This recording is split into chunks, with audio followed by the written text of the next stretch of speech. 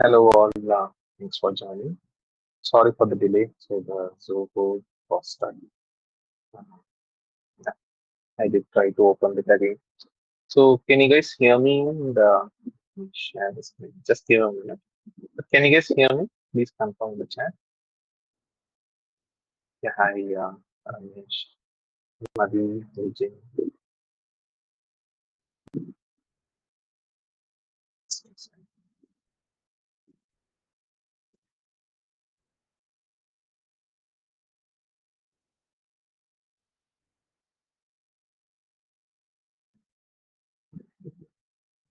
So let's wait for 2 more minutes for people to join. Then we can proceed.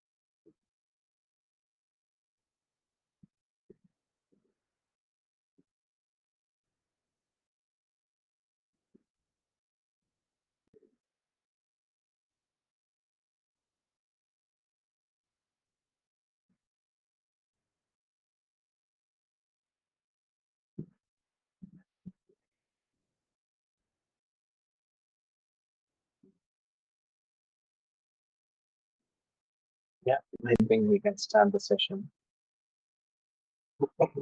Let me share the screen.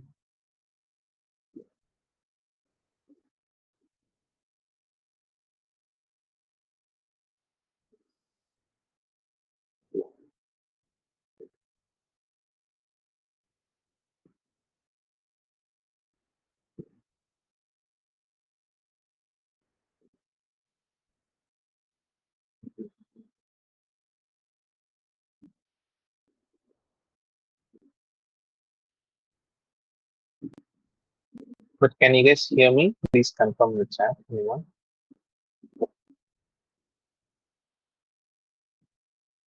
Because in Zoho there is some audio issue, and so please do confirm. Perfect. All right. So let's start the today's demo session 2.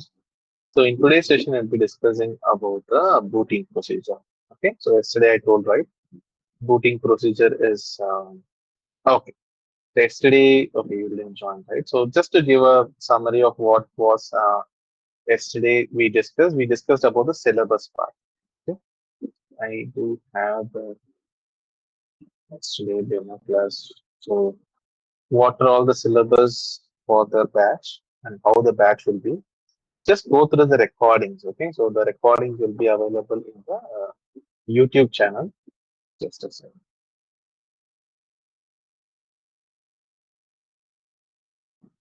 To Logic Labs.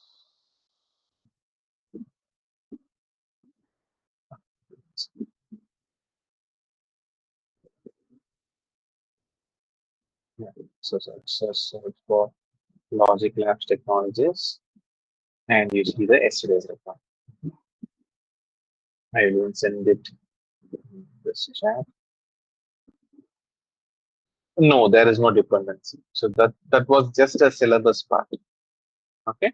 So yeah, even today's recording will be available in the YouTube channel.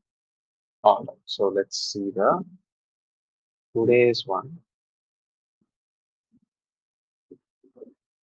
Yeah, just to give a once again a basic general information. So the first three sessions will be recorded, and sorry, first three sessions is free, and every session is recorded, so you need not worry about the recordings part.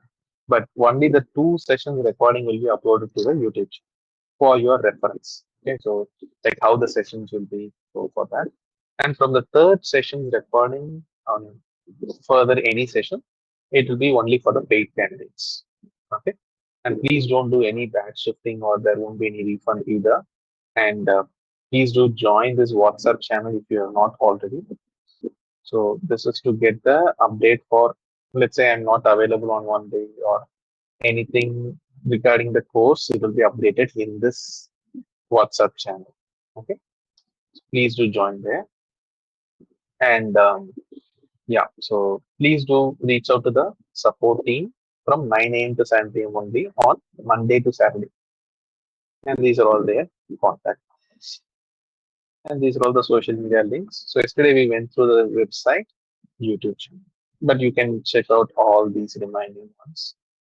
Okay, fine. So today entire session will be based on voting process. So I will try to tone it down, and it might be a bit extended also. I might take at least 15 minutes, maybe extra. Um, but hope it all makes sense. Okay, so that's the important thing. Fine. So already this is the process for the booting procedures. Once you press the power button until you're seeing the lock screen. So what happens in between? That's the booting process, right? So that's sounds simple, but actually there are so many things happens in the back end. Okay. So first we will see a basic understanding of the hardware. So trust me, many seniors also have a lack of hardware knowledge. So they don't know what is North Bridge, South Bridge, and what are all the components in North Bridge, and literally like they don't know what is dim slot. They might have handled the situation, but literally or physical system they don't know. Okay, so having a basic understanding of the hardware or at least the motherboard. So as we just type in B450,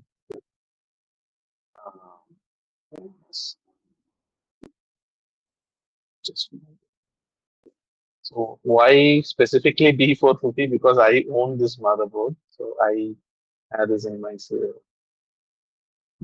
PC. So that's the reason I'm just showing this one as an example. Uh, it's a good image. So let me zoom in.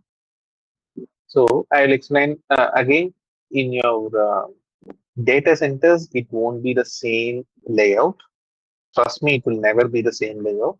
But just have a basic understanding of what are all the components here. I won't go through each and every capacitor and chip and all. Just the overview. What are all the components here? The core elements or core hardware which you'll be encountering on day-to-day basis as a sysadmin. You must have a basic understanding of what are all the components are there to build or there at least in your motherboard, right? So yeah, let's see one by one. So firstly, you might see this huge one. Obviously, many might have already guessed it. It is the which one? It is CPU, right? And what goes here? Can someone put it in the chat? Let's see. In this slots. Anyone? These four slots. What we will be placing there? All right. So it is memory. Okay, so your this is called as DIMM slots, and you have DDR5, DDR4 memories are there. This motherboard is actually DDR4. Okay, so nowadays DDR5 itself is there. So those are all placed over here. Okay, and at last I will show you the motherboard of the data center grade servers. So this is not a server motherboard. Trust me, this is an enterprise one. Sorry, this is a commercial one. This cost almost 13K INR. So yeah, just as a reference I'm giving. Okay, so don't take this as okay. This is the actual layout of the every motherboards. No, it's just a simple layout for you for understanding. And these are all called as VRMs. So these are all it also. And why there is a heat shield on top of this to do the heat dissipation. This is actually heat shield. There is a lot of fin. Okay, so fins here to dissipate the heat, and this VRM is also processing uh, many things. Okay, so you need to protect that, and even your power. So power fluctuation and all, it will be. Let's say if there is any major power issue, at least this capacitor or this VRM might go faulty, but very rarely it happens. Okay, and this huge shield, it's nothing but um, your SSD. This shield is to protect your SSD from, let's say, dust, maybe, right? So, yeah. And what is M.2? And firstly, what is SSD? So, SSD is nothing but storage that we know. So, what are all the types of storage? So, one is SSD, hard disk, and TD. So, TD is nothing but tape drive. You might have never heard of it much before because in day-to-day basis we never use that. So hard disk drive. Last one is solid state drive, right? So hard disk in this system, as of now, there is no hard disk plugged in.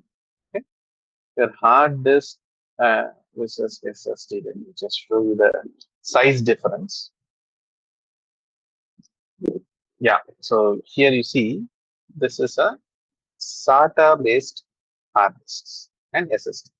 So both are serial ATU. In short, it is called a SATA. Okay. So SATA connector. Basically, this is the SATA connector. This one, and this is the hard disk. Literally, there will be a disk inside. Okay, and there will be a small bridges of information.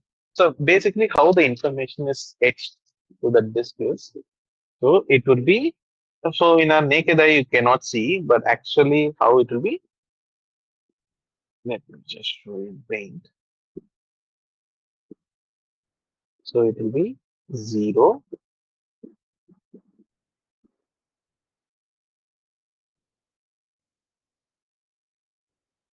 1,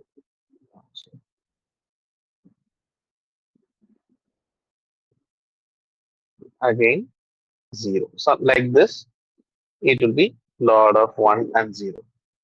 Okay. So in our naked eye, we cannot see this, but your disk will be, let's say you copy a disk, sorry, you copy a file and paste it here. Everything happens in the same disk only, right? So you will be actually seeing the utilization in microscope, right? So a specialized one, in that only you can see. Okay. So yeah, and this is the actuator arm. So for reading the information, so it will be reading or it will be moving in this direction like too fast. Again, it will be too fast that we cannot even see that much fast it is. And the major downside of hard disk is if you drop it down, this actuator actually um, damages the actual disk, right? And it's not just one disk, guys. It will be around 5 to 6 disks stacked on top of each other, and the spindle will spin in like around 5,400 RPM. That's the low end to 7,200 RPM. That's the maximum. So in between, it might go, and there are specific version. It can even go till 9,200 RPM, right? So very few systems, not nowadays. It's stopped, but very few hard disks does that. Okay, and your controller is in the back side. It is not shown in this image, but your controller will be in the other side of the hard disk. Whereas SSD, it's like literally a huge size pen drive. You just imagine like that. So these are all different flash memory or the chips. This is where your actual data is stored, and this is your controller. Okay, and there is no moving parts here, just like a pen drive. If you drop your pen drive, nothing happens, right? So there is no damage to it. Just like in SSD, you won't damage anything if you drop from a very high place also. It doesn't damage. Mostly it doesn't damage. Okay, if it damages also, you can easily recover this flash memory and rebuild the same SSD. Okay, so why I'm explaining this is this you'll be on day-to-day basis you'll be encountering SSD, hard disk, and tape drives. So tape drives you might have never used, but you always everyone might have used tape recorders, right? So tape drives is a extended version of that. That's the thing. Okay. So you see tape recorders we used to store music, right?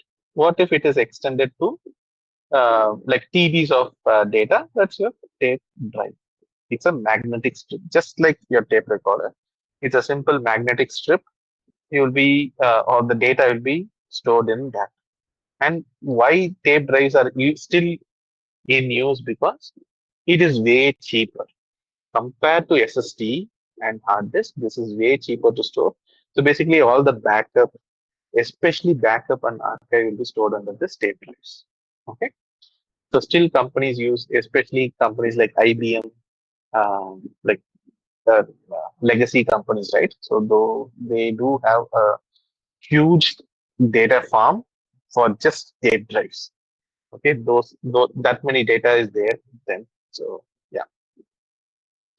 All right. So coming back to the hard disk, we'll quickly complete this. So this is an SSD, and there is a form factor which is called as M.2, and it will be literally very small, guys. Okay, so compared to your hard disk, it will be too small. Okay, and this slot is called as PCIe. Okay, so PCIe Express slot, and we have one, two, three, four, five. So five slots are there in this particular motherboard, and you will be having a lot of slots in your data center grade motherboards. Okay. And what you can do with the slots, you can literally plug in anything. Your GPU actually goes in this huge slot. Okay. So this is X16, I think, huge one. These are all X4. X8 is also a small one compared to this. Okay, so like that you have multiple slots, multiple architecture.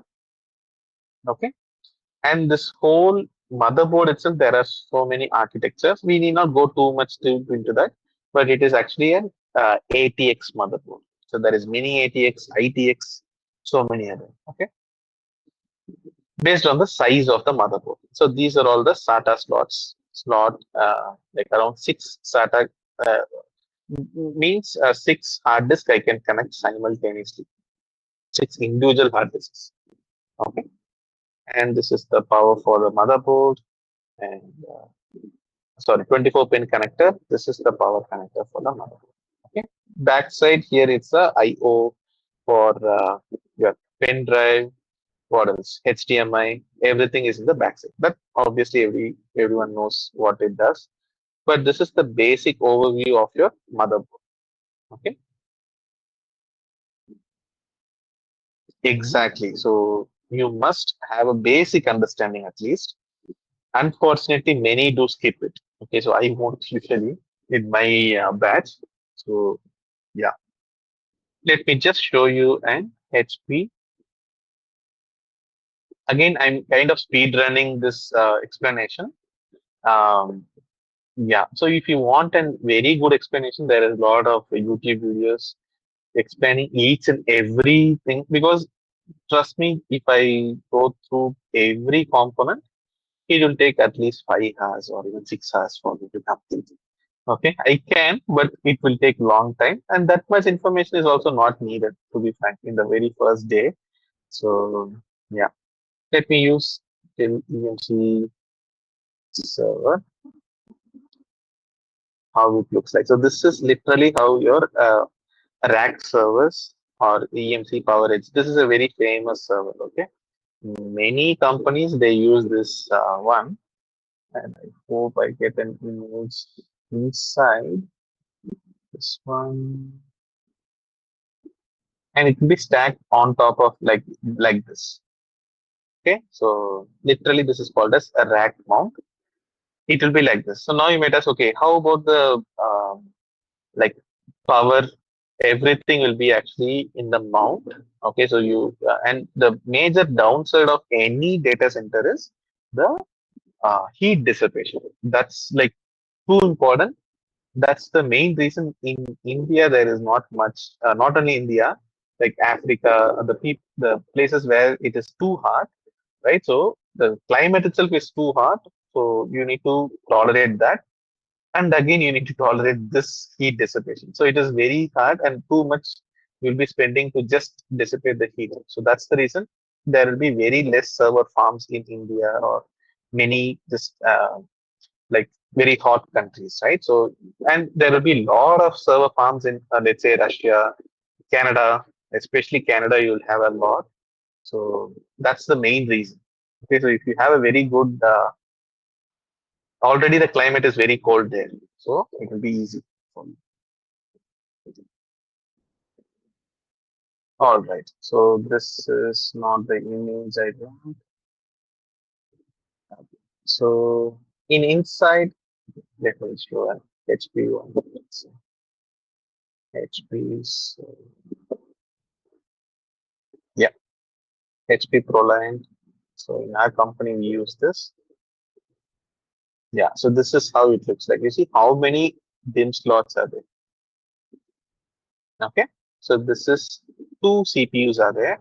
This is not just one server. Okay. So there is two servers are there. So two CPUs.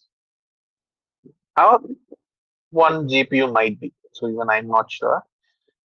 It so it depends on that specific version. One of the HP calling DL380. So this is where your power. Okay, so your power source is here. Everywhere you see the fan, right? And so this is the hard disk.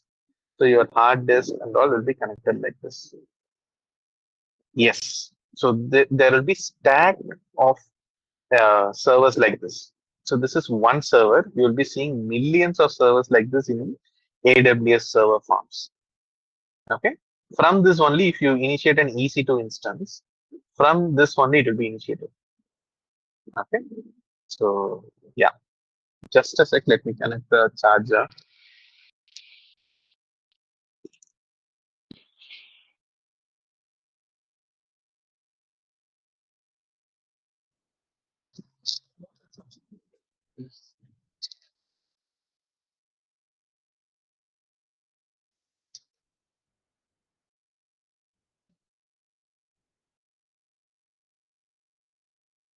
It is still a niche market, guys. So if you have a very huge amount, let's say you are having a very good lineage and your family amount is there, you can still start a very good data center farm in India. India is still not there yet with the data farm, so you can start. Okay, so yeah, exactly. Will be placed in racks. Like yes, there will be a lot of wiring and all. So, but yeah, okay. So this is the PSU and hard disk. Everything will be connected. Okay. And there will be backup battery also in some cases. So just to power the BIOS, and there will be controller guys. So if this entire motherboard is let's say um, corrupted, it won't be, or some hardware issue. Like sometimes this PCI gets melt, so it got very hot, that it melts, right? So in that case, you need to literally take out everything and replace it. So yeah, you will be the one instructing them. Like at that time, you need to some do some changes. Means right away you can instruct them. The field engineer, he will be the one having access to do all this.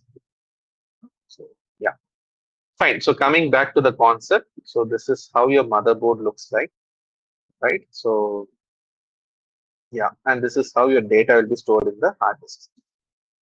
Fine. So let me say. So we're going through one by one. So the very first thing once you press the power button, which boots is, sorry, the process it goes through is called as post. So it is called as power on self test. So basically, if you just imagine you press the power button, it will send a small ampere of current to everywhere, right? So every device, it will receive that current and it should respond back. Let's say in this, the 13th memory or the memory slot itself might be faulty or the memory unit is faulty. So it might not respond back. So it is a hardware issue in the very first stage. You're getting the point, right? So from the very first stage itself, you might encounter. We never know, right? So when the server will go bad. So like that it will be. So it will go through post, okay, and once that is done, it will firstly try to boot to the BIOS. So what is BIOS? It is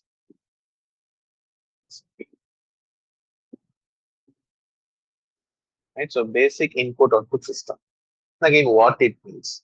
So all the system information you can see in the BIOS. I'll just give the MSI BIOS because it is easy, or the UI is bit easy to understand. So yeah.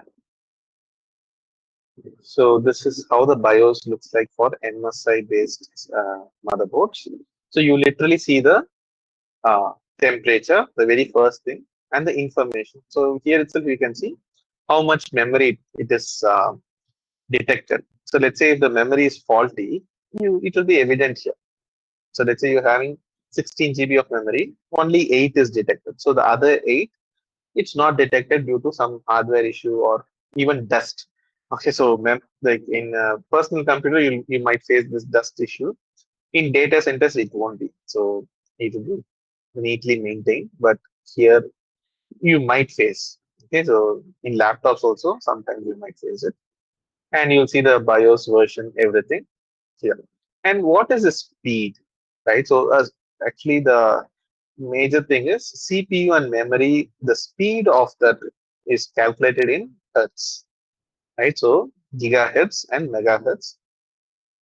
So why, right? So you might ask that because literally your entire system relies on these two major things, CPU and memory. Obviously, disk is also important, but without these two, there is no point of having a storage or disk, right? So CPU and memory plays a very important role. So that's the reason the storage or the speed of it, actually it is kind of minimized in my case. So yeah, the speed you see 3200 megahertz means 3.2 gigahertz is the base CPU frequency in my laptop. Okay, and can I increase this? Depends on the model. So if you have maybe AMD based like chipset, you can. Most of the AMD does support. If you're using Intel, very few only supports, like the model with K at the last. Okay, so that is the speed, and same thing goes for your memory. Sorry, CPU. Both you can increase the frequency, but there is a downside also. You might be overkilling it. So the term overkill means you. So what typically what we do, we will increase it to the maximum, and there will be a lot of voltage. Like it will draw a lot of voltage, which might uh, kind of, how to say, like which might hardware level it might create an issue to that particular thing if it is not configured as expected. Okay, you can go more than the expected one or more than the one which company claims, but you cannot exceed it. Okay, so that's the frequency. In order to get the full advantage of your hardware, you can do this overclocking. So yeah, so that's the thing in this frequency. And the most important one out of everything is this one, boot priority order. So what does that mean? So You literally need to mention the system. You just imagine your system is like a 2 year old or 3 year old child. The system doesn't know what to do, literally. Okay, so you are the one giving input one by one. Okay, just do this. Next thing, do this. Right. So if one step it does a wrong thing, literally it forgets it or it is stuck there. It doesn't know what to do the next. Okay, literally compare it with a small child. So literally you're instructing it. Okay, just try to boot to this CD drive or go to the hard disk or USB drive. So like that, you're instructing the system. Okay, so if you are having any, let's say you want to go to a new OS in your pen drive, you just connect it and change the boot order. It will be booted to the pen drive. Okay, so boot order is very very important here. So in our example, let me just give boot order. So the boot order is hard disk first. Next thing is SSD, and next thing is CPU. Let's say you selected hard disk. Okay,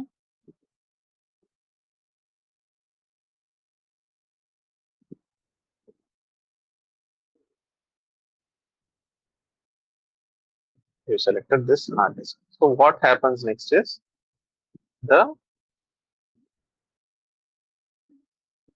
disk, it will go inside the disk and it looks for the most important one, which is called as partition style. So you might have never seen it or you might have never configured it because by default in Windows it goes through GPT. In Linux it is called as NDR and GPT. So in what is GPT full form is GUID partition table. So I will get to that in a moment. And MBR is master boot record. So what these two are, this is called as partition table. So why we need to be worried about this? Again, as a sysadmin, even for you, you might never configure this because it's kind of predetermined. So if it is a Linux machine, it will be 200% MBR.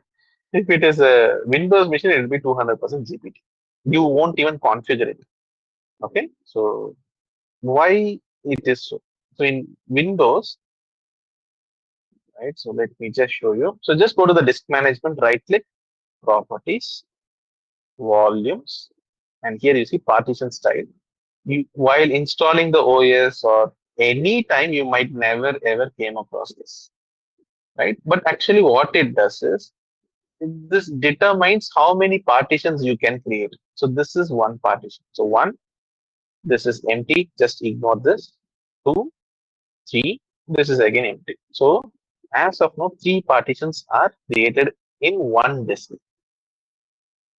Okay.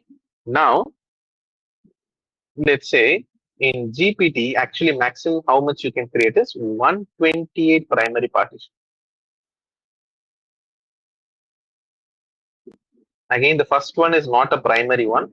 Okay, so just ignore this one. This is a partition, but it is a system partition.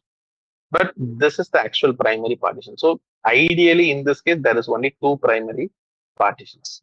But in your work environment, you will have multiple partitions, but still it won't even exceed maximum 20 partition. Again, we are talking about one disk, not the entire infra. One particular disk, you can maximum create 128, which is insane. It's a huge number. Whereas compared to MBR, it is just four primary partitions. Okay, so you see the contrast here, right? Why just four? Because MBR is not a latest concept. It has been there from early days of the system or computers. So yeah, there is a huge limitation in MBR. Basically, if you create four primary partitions, it will be that's it. You can create only four. So now you might ask, okay, in Linux, I created multiple partitions. How it works? So actually, the fourth partition will become as an extended partition. I do have an image. One second, let me share it. I will explain. Okay, so don't worry. In Please don't mind this one. In Zoho, there is no screen pause. I need to unshare and reshare every time. So please don't mind it. Uh, let me just show you. Yes.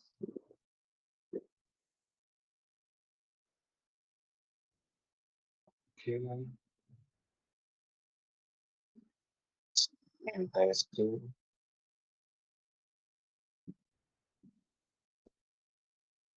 Yeah. Hope the screen is visible.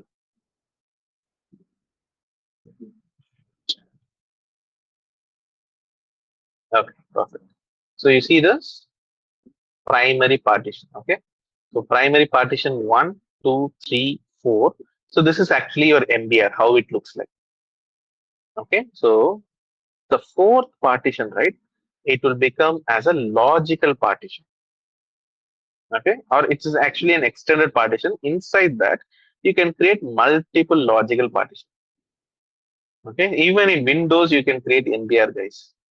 It is not recommended. Even Windows doesn't recommend, but just to show you how it does, because in Windows you can easily understand, right?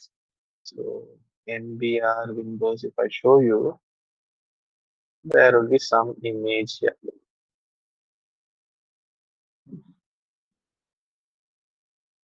Not this.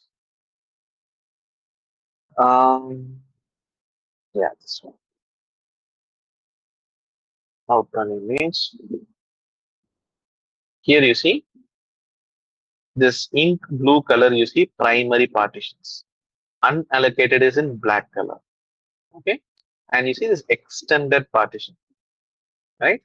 This green color border, that is your extended partition.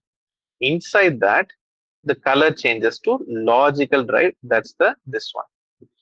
Okay, so even in Windows, even in my case, I can convert it to MBR. You see, convert to MBR disk, but it is grayed out by default. As of now, I'm using the system, so that's the reason it is grayed out. Using some third-party tools, I can convert it, but Microsoft actually against the MBR. Okay, so they want their entire operating system is built on top of GPT for many years now. So from Windows Vista, I think they're using GPT. So it's a very mature one for Windows, but GPT is very new thing for Linux. Okay, Linux is a very old one. So they still want to support the legacy machines. So again, what do I mean by legacy? So legacy machine in the sense the machines which are like older than like at least Solaris like 1980s, 90s or 2000 like that. So the machines which are older than 20 plus years, right? So those things are called as legacy servers, which is still running, and the obviously you won't upgrade every time, right? So those machines the update might have stopped, but it will be keep on running. So those machines also should be supported. So they use MBR. So that's the reason even now in Linux, MBR is the common one because it is so mature that if they are adopted to new technology, it's kind of obsolete, right? So you're avoiding the old one. So in order to avoid this confusion, literally, even in latest new Linux, let's say new flavor, you are using some Linux Mint or something. Even there, you'll see MBR. Again, you won't even configure this, but still, these two are the partition style. Okay, so partition style it is. Yeah. Okay, so these two are the partition styles. All right. So why I brought this up is so next thing is actually your MBR. So let me go here. Just imagine there are multiple sectors in this hard disk, and ideally it will be.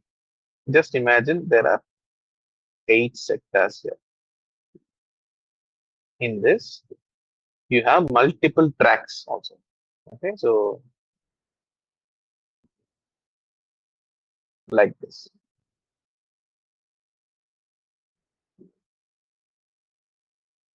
Okay, so there will be lot of concentric lines, which again you won't even see any of these. These are all virtually and just concept wise it is there, but it might look like this. Okay, so yeah. So the very first sector will be called as boot sector. Why? So this, as I told, the system doesn't know what to do next, right? So you need to instruct the system, try to boot to this sector. Okay, what is inside this sector? Literally the next step, which is grub. So you might have heard bootloader in your Android phone. Let's say you, not everyone will try to change their OS, but if actually there is a huge community and so many things you can do with your Android phones. You literally can change the Android OS to a different one. Same Android version only, but there were different open source AOSP you can change it to. So at the time you might have heard a term called as bootloader. So this bootloader is very, very important. Why? Because it has the instruction set of the uh, so okay. Just imagine you're doing a simple calculator thing, right? So you're doing basic calculation. So 1 plus 1, it gives 2, right? Now this 1 plus 1 as an instruction you're giving to the machine, and 2 it gives as a result. So this is a basic kind of a form. You just take it. So like this, you will have millions of instructions you can give it. Okay, and there is an instruction set. There is a kind of a program language it is. Okay, so instruction set.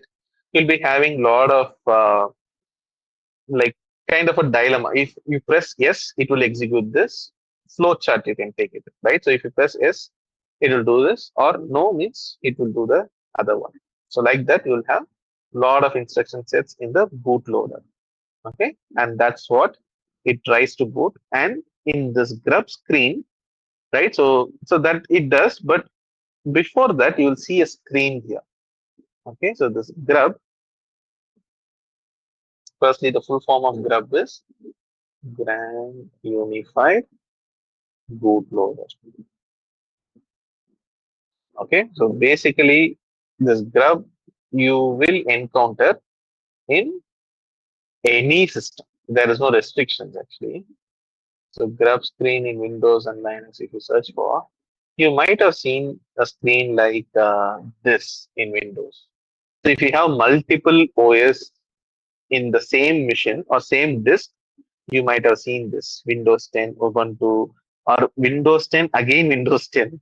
So if you install twice, and you can, okay. So in Windows, you can install the same OS on the same disk again. It doesn't throw any error. Okay. So yeah, you will see two Windows 10. Unfortunately, you don't know which one is the latest one.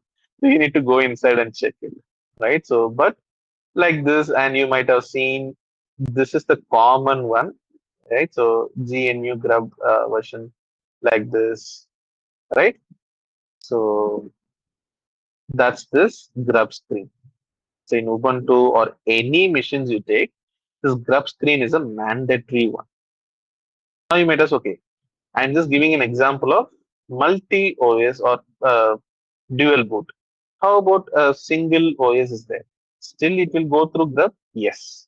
Still it will go through a grub screen. So because the server doesn't know that, okay, this guy will install a new OS later. No one knows it, right? So even there is no need, but still it will go through this grub and it will load that bootloader, the boot image and the kernel. So basically after grub, or the grub is the deciding factor whether you are going to boot to Linux, okay, or Windows. You can either boot to only one because you cannot use both at the same time. So now you might ask, okay, that's what I'm doing here, right? In VMware, this is a Linux machine. Okay, so this is a Linux machine on top of Windows. I'm using Linux, but I'm kind of contradicting that same statement. So this is literally the entire OS you're booting. This is virtually you are using. So there is a major difference, which we will see after this booting procedure. Tomorrow we'll see what is the difference between virtualization and containerization and a typical one like this. So this is literally you're booting inside Linux and booting to Windows. Okay. So you install both the OS in the same machine, not virtually installed on VMware. Okay, there is a major difference here. So yeah, now just let's select Linux. Okay, all your drivers, right? So these are all called as drivers. You go to device manager, all this hardware, right? You have your webcam, Bluetooth, anything is your hardware, and these drivers will be different one for Windows. This will be not compatible. Let's say a webcam is not compatible for Linux, it won't be loaded. You're getting the point, right? So you cannot simultaneously boot to both any one, either Linux or Windows for the time being. If you want to reboot again, you can go to Windows. So there is nothing harm in it, but one at a time. Okay. So this is the screen where you decide it, grub screen. Okay. Even in your Android phone, you have it as grub screen, but it doesn't show you, but it does have it. Fine. So once the grub screen is loaded, the next thing is the kernel it loads. Okay. So just to show you in a Linux machine, and don't worry. Once we are done with the booting procedure, I will show you the how it does in the Linux environment. The each and every step I will show you. Okay. So here you see this VM Linux with a Z, right? So this is the which one? Your kernel. Okay. So it tries to boot to this kernel, and you see the next one, init ramfs. This is the boot image. Okay. So both the things it will try to load, and the kernel is what we are going to see now. So as I told before, kernel is like your heart of the system. So literally it does disk management. It does load it. But without loading those commands or binaries, it doesn't do anything, right? So again, library management, right? So what is library management? We'll come back to most of the concepts in upcoming sessions, not now. Okay, so yeah, we will deviate a lot. Okay, so the next thing is process management. So literally we covered almost every important thing, right? So disk, library, process, and much more. Okay, so I'm not going to literally jot it down, jot everything down. So that's impossible because it does many things. And if the kernel is going to a panic mode, so there is a panic mode in kernel means your system will boot to this kernel, right? So it will go through all this step one by one, and the kernel is having some issue, let's say random issue. So your system won't even proceed further. So it will go back to it will restart itself. It will go back to this one. Again, it comes here. So it will do a boot loop.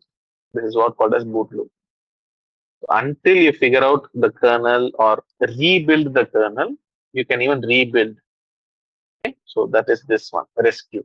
You see, you can even rebuild the kernel. Once you do that, or until you do that, you cannot even boot to that server. As simple as that. Okay.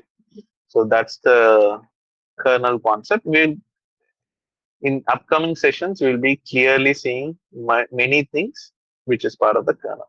Okay. As of now, just imagine it does almost everything for the server. Even device manager it is there. So I didn't mention that. So the next thing is kind of important. So your kernel, so with this, it is like 80% your system is booted. So the next 20%, how you are going to boot it. So now is where yesterday we saw GUI and CLI. Can someone put it in the chat? Let's see what is the full form of CLI, because mostly we will use CLI only. What is CLI?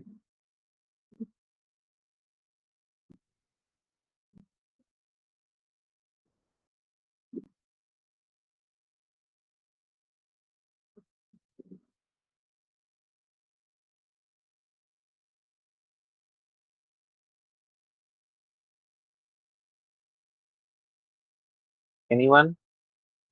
Okay, it is command line interface. So, which way we are going to boot it? Either it is a graphical one or a command line one. We will be choosing it in this section, which is called as init. Init. Okay, so it is called as init, and you have the next session, sorry, next step, which is called as a run level. So both are kind of similar. So I'll explain both at the same time. And there are multiple init levels. So init 0, these are all kind of levels. So if you just type init 0 in your system, literally it will do shutdown. It's a signal. So init 0 means it should shut down. That's it. Init 1 means it will go to the single user mode or emergency mode. Okay. Init 2. What is these modes? I will explain in a moment. Let me list down. So init 2 means multi-user without network. Init 3, multi-user with network. Okay. And init 4 is not there. So init 5, it is GUI mode or X11. Okay. Init 6 is the reboot. So this is actually your or CLI. So there are these many signals are there. So literally, if you type init 0, it will go to shutdown. And if you type init 1, mostly you will never type this. You will actually go to single user mode rather than typing it. So this will go to the single user mode or emergency mode. Now you might ask, okay, as of now, I am the single user using the system. In work environment also, I will be the only one, right? So no, there will be multiple users. That's the whole point of servers, right? Multiple persons need to log in at the same time. But the point is, what is actually called a single user is this is the console. This view or this particular stage, no one can even log into this server, right? Because the kernel itself is not yet loaded. We are in the grub screen. Okay, so this screen or this view or this console, only I have the access. Hence, it is called as emergency mode. You're getting the point, right? So basically, currently I am the only single user using this. Hence, it is single user mode or emergency mode. No one can even go see this view. They can log in once the server is booted. This is not fully booted. It's like halfway through. So no one can even log in as of now. Right? So the init 2. So the same thing, but once the server is logged in, it is multi-user. So means in Windows Server, even now that's a major issue, guys. It's a session, right? So you cannot open the same session for multiple users. So what do I mean by that is, just imagine this is one server, okay, and two guys are trying to access the same server. Now, first guy is bit faster and he accesses this server, okay. But the second guy, when he accesses the same server with same credentials, and both are admin by the way, okay. So both are admin. They have all the privilege to access that server, but this guy session will be disconnected and this guys will be active. So The latest guy who access the server will get the session. The previous guy's session will be terminated. This is in a Windows server. Even now that issue exists. Okay, there is bit workaround are there, but there is no native workaround. But there is no, it doesn't support natively. Okay, so that's the major issue. Whereas in Linux, seamlessly you can open. So if I show it, I can open like thousand or even millions of sessions. There is no limit. Okay, so let it boot.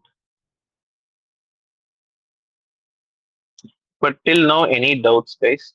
We're almost done.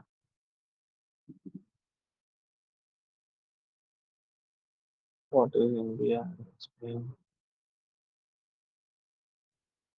Shokant, is he still there? Okay, he didn't. All right. So, wait, okay, not needed. I'll open Kitty.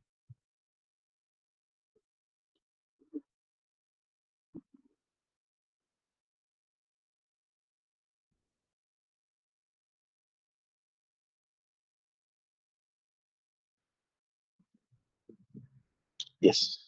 So, this is one session. So, like this, if I click right click and open duplicate session, you see one more.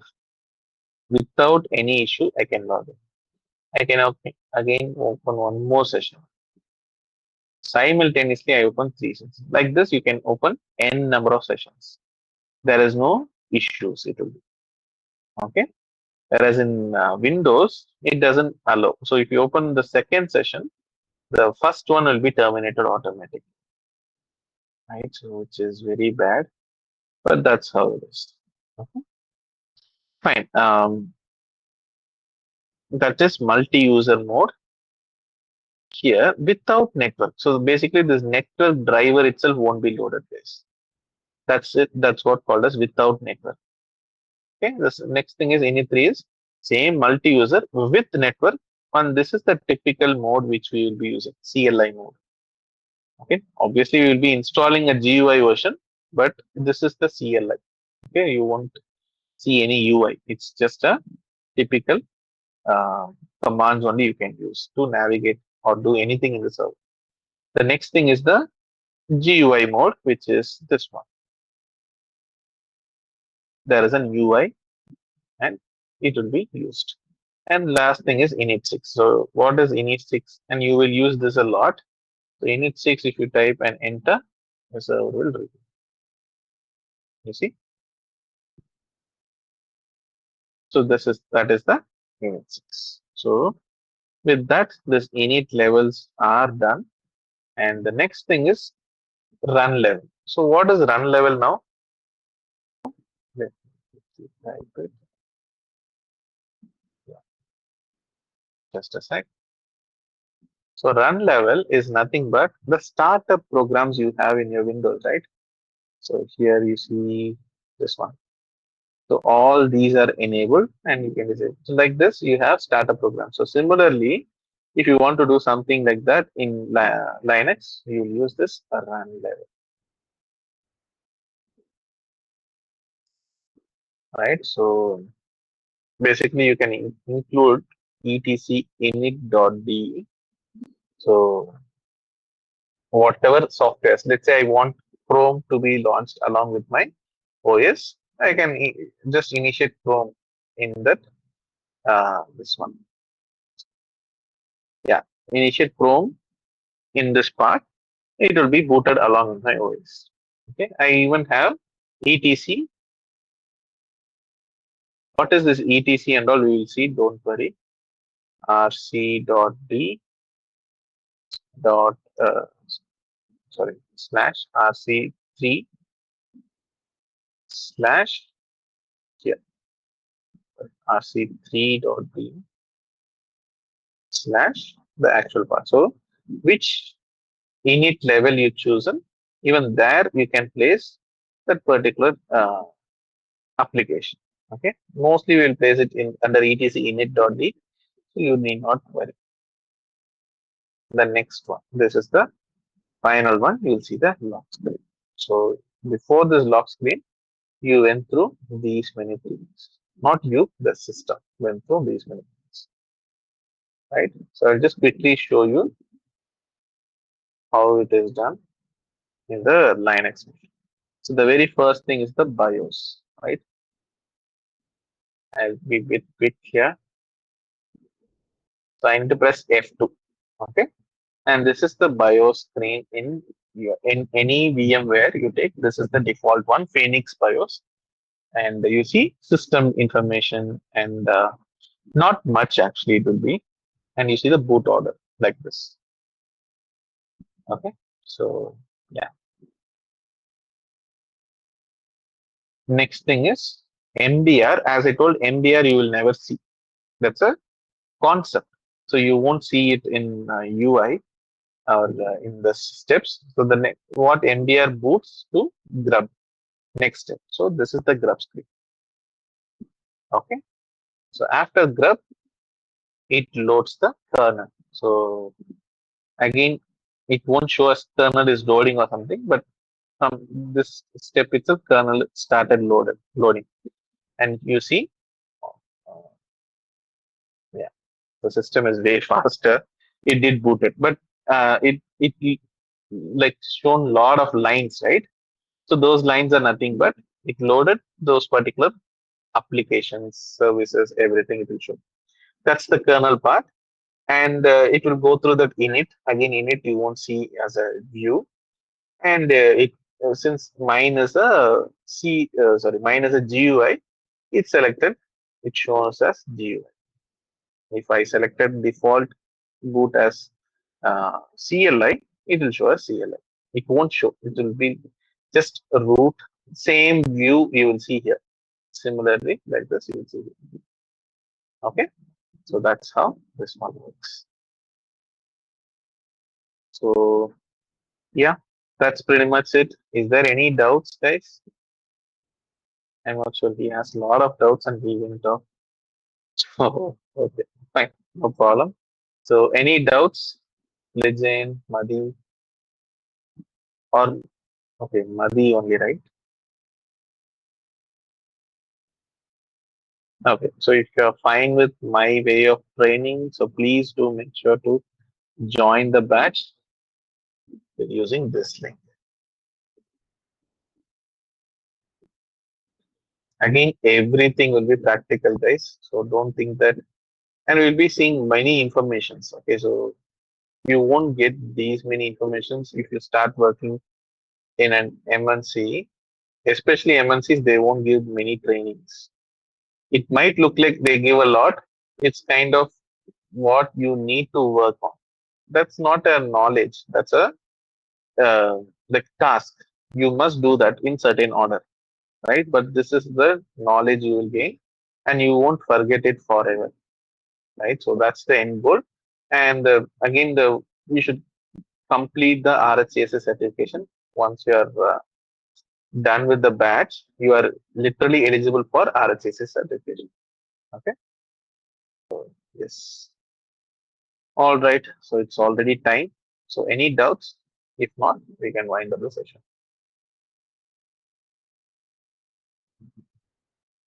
Okay. So let me close the session. And tomorrow there might not be a session. I'll be traveling. So we'll be having the third demo on Thursday. Okay. So I'm not sure whether if I reach home, I'll be doing the session. So it will be informed in the WhatsApp channel. So please do join there. Okay. All right. So that's it for the day. Thanks all. Bye bye.